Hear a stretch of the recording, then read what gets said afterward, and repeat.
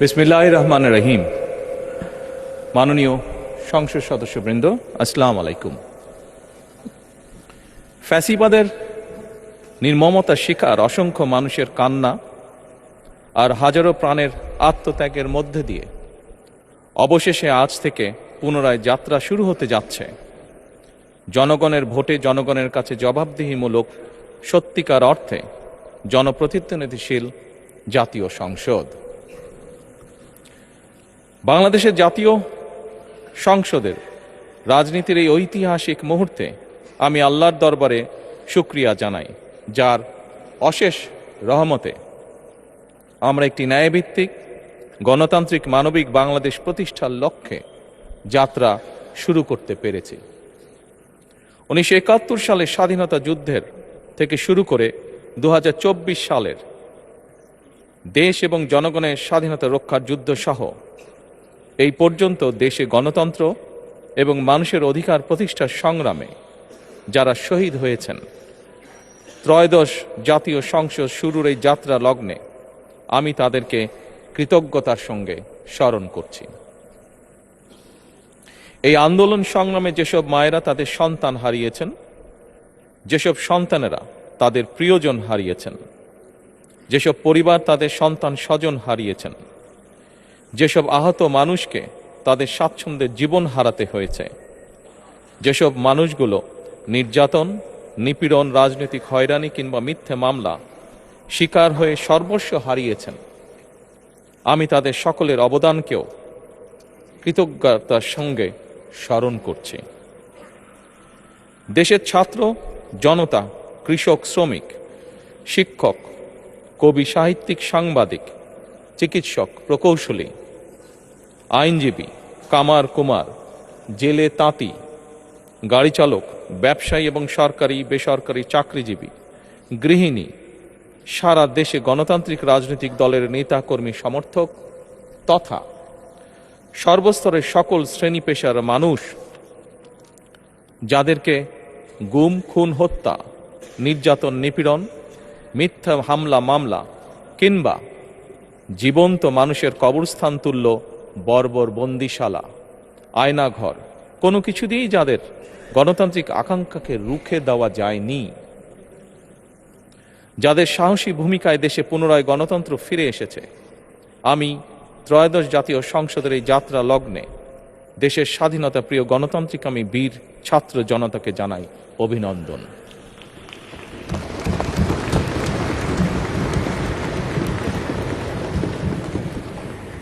সম্মানিত সংসদ সদস্যবৃন্দ, দেশনেত্রী মরহুমা বেগম খালেদা জিয়া জনগণের অধিকার প্রতিষ্ঠায় দেশে সংসদীয় গণতন্ত্র প্রতিষ্ঠা করেছিলেন, সংসদীয় গণতন্ত্রকে প্রাতিষ্ঠানিক রূপ দিয়েছিলেন।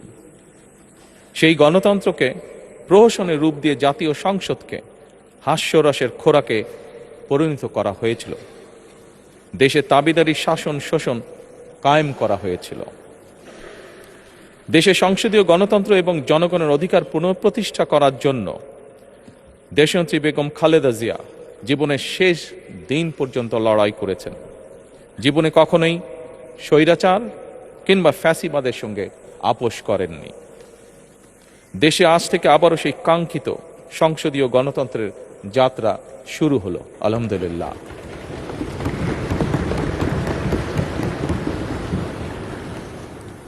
সংসদীয় রাজনীতি প্রতিষ্ঠাতা খালেদা জিয়া দেশ এবং জনগণের সাফল্যে এই শুভ মুহূর্তটি দেখে যেতে পারেননি।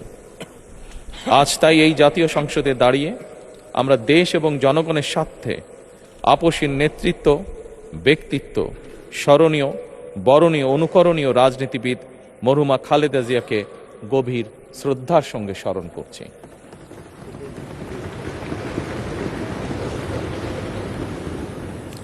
সম্মানিত সংসদ সদস্যবৃন্দ, দেশে বহুদলীয় গণতন্ত্রের প্রবক্তা এবং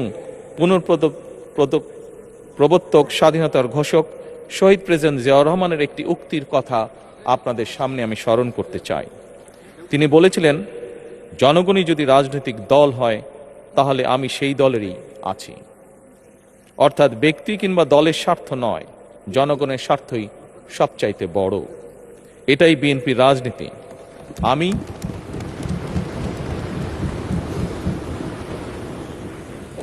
আমি প্রথমবারের মতন বাংলাদেশ জাতীয়তাবাদী দল বিএনপি থেকে জাতীয় সংসদ সদস্য নির্বাচিত হয়েছি। জাতীয় সংসদীয় দলের নেতা নির্বাচিত হয়েছি। জাতীয় সংসদে দলের প্রতিনিধিত্ব করলেও প্রধানমন্ত্রী হিসাবে আমি এই জাতীয় সংসদে দেশের প্রতিনিধিত্ব করছি। দল, মত, ধর্ম, বর্ণ নির্বিশেষে দেশের জনগণের প্রতিনিধিত্ব করছি। আমার রাজনীতি দেশ এবং জনগণের স্বার্থ রক্ষা করার রাজনীতি। বিএনপির রাজনীতি জনগণের জীবন মান উন্নয়ন এবং স্বনির্ভর বাংলাদেশ গড়ার রাজনীতি। প্রতিটি পরিবারকে স্বনির্ভর করাই আমাদের রাজনীতির লক্ষ্য। প্রতিটি পরিবারকে স্বনির্ভর করার মাধ্যমেই বিএনপি একটি স্বনির্ভর, সমৃদ্ধ, নিরাপদ, গণতান্ত্রিক বাংলাদেশ প্রতিষ্ঠা করতে চায়। এই লক্ষ্য অর্জনে আমি জনগণের সমর্থন এবং সহযোগিতা চাইছি। এই মহান জাতীয় সংসদে সকল দলের নির্বাচিত প্রতিজন সংসদ সদস্যের সমর্থন এবং সহযোগিতা আশা করছি।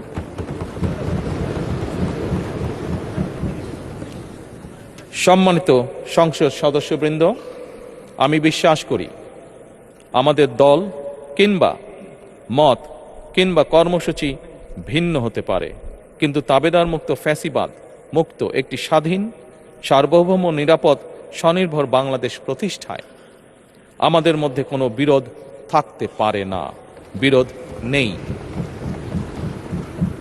জাতীয় সংসদকে জাতীয় কর্মকাণ্ডের কেন্দ্রবিন্দু না করে বিতাড়িত ফ্যাসিস্ট সরকার জাতীয় সংসদকে অকার্যকর করে ফেলেছিল। আমরা এই মহান জাতীয় সংসদকে সকল যুক্তি, তর্ক আর জাতীয় সমস্যা সমাধানের কেন্দ্রবিন্দুতে পরিণত করতে চাই। সম্মানিত সদস্যবৃন্দ, নতুন সংসদ যাত্রা শুরু করার সময় সংসদের সাবেক স্পিকার কিংবা ডেপুটি স্পিকার উপস্থিত থাকার কথা ছিল, কিন্তু পতিত, পরাজিত, বিতাড়িত ফ্যাসিস্ট সরকারের জনবিরোধী এবং গণবিরোধী কর্মকাণ্ডের ফলে যে জনরোষ তৈরি হয়েছিল তাতে এই মহান সংসদের সাবেক স্পিকার বা ডেপুটি স্পিকারকে খুঁজে পাওয়া যায়নি। তাদের কেউ কারাগারে, কেউ নিখোঁজ কিংবা কেউ পলাতক। দীর্ঘ ১.৫ দশকের ফ্যাসিবাদী এবং তাবেদারি শাসন শোষণের পর জনগণের ভোটে নির্বাচিত প্রতিনিধিদের নিয়ে আজ আমাদের এক বিশেষ পরিস্থিতিতে জাতীয় সংসদের কার্যক্রম শুরু হতে যাচ্ছে। এমন পরিস্থিতিতে আমরা সংবিধান এবং সংসদের কার্যপ্রণালী বিধির বিধান অনুসরণ পূর্বক ত্রয়োদশ জাতীয় সংসদে সভাপতিত্ব করার জন্য আজ আমি প্রবীণ রাজনীতিবিদ এবং 5 বারের মতন নির্বাচিত জাতীয় সংসদ সদস্য জনাব ডক্টর খন্দকার মোশাররফ হোসেনের নাম প্রস্তাব করছি।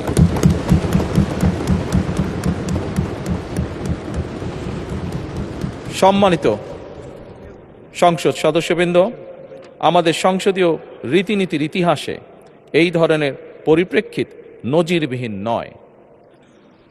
1973 সালে তৎকালীন প্রধানমন্ত্রী মরহুম শেখ মুজিবুর রহমান ওই সংসদের সদস্য মাওলানা আব্দুর রশিদ তর্কবাধীশের নাম প্রস্তাব করেছিলেন এবং তার সভাপতিত্বে বাংলাদেশের প্রথম সংসদের প্রথম অধিবেশন শুরু হয়েছিল। আমি জাতীয় সংসদের সকল সম্মানিত সদস্যকে স্বাগত এবং ধন্যবাদ জানাই।